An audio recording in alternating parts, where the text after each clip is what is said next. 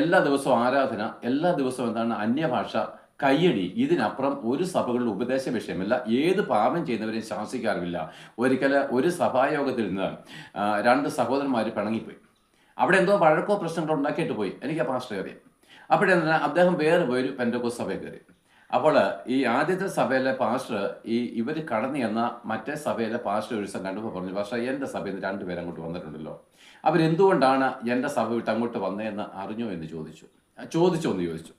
അപ്പോൾ ഈ ഇവർ വന്നു കയറിയ സഭയിലെ പാസ്റ്റർ പറഞ്ഞു, "ഞാൻ ഇതൊക്കെ എന്തിനാണ് അറിയുന്നത്? അവർ വരുന്നു, ആരാധിക്കുന്നു, ഭക്ഷണം കഴിക്കുന്നു, പോകുന്നു. എനിക്ക് അതിനപ്പുറം ചിന്തിക്കേണ്ടിയോ അന്വേഷിക്കേണ്ടിയോ കാര്യമില്ല. പ്രിയപ്പെട്ട എല്ലാവരും നരകത്തിലൂടാവുന്നത്. ഓരോരുത്തരും ഉത്തരം കൊടുക്കണം.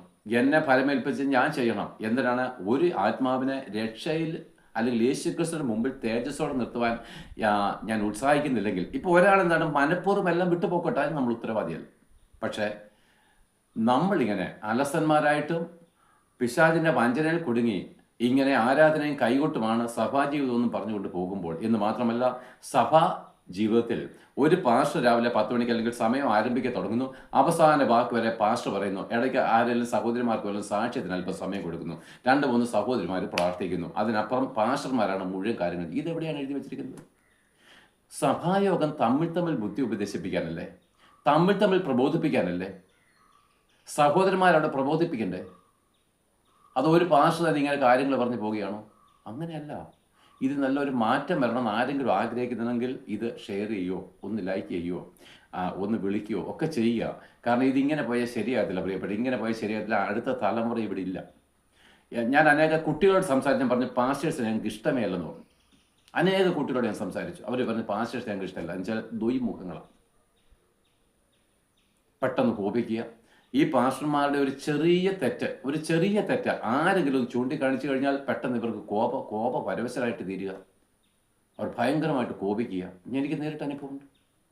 എന്നാൽ ഞാനൊന്ന് പരിശോധിച്ച് നോക്കട്ടെ, അത് ഞാൻ അങ്ങനെ പറഞ്ഞെങ്കിൽ അത് ഞാൻ പരിശോധിച്ച് നോക്കട്ടെ, തെറ്റെങ്കിൽ ഞാൻ തിരുത്താമെന്നൊരു വാക്ക് പറയേണ്ട താഴ്മയിൽ ഇവരെല്ലാവരും ഉപദേശിക്കുക. എല്ലാവരും താഴ്ത്തി കിടക്കുക.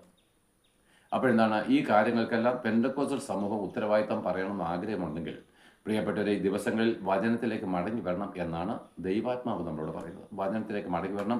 ഇന്ന് നമ്മുടെ കേരളത്തിലെ പെന്തക്കോസ്ത് സമൂഹം ആരാധനകളും കൈകൊട്ടും പാട്ടും കുറച്ച് കുട്ടികളുടെ സഭായങ്ങൾ, കുട്ടികളുടെ പാട്ട്, ഡാൻസ്, ഇങ്ങനെ അങ്ങോട്ട് പോവുകയാണ്. എന്തൊക്കെ പരിപാടികളാണ് നമ്മുടെ സഭകളിൽ നടക്കുന്നത്? ദൈവഭയം എന്നൊരു കാര്യവും ദൈവസ്നേഹം എന്നൊരു കാര്യവും നമ്മുടെ സഭകളിലില്ല.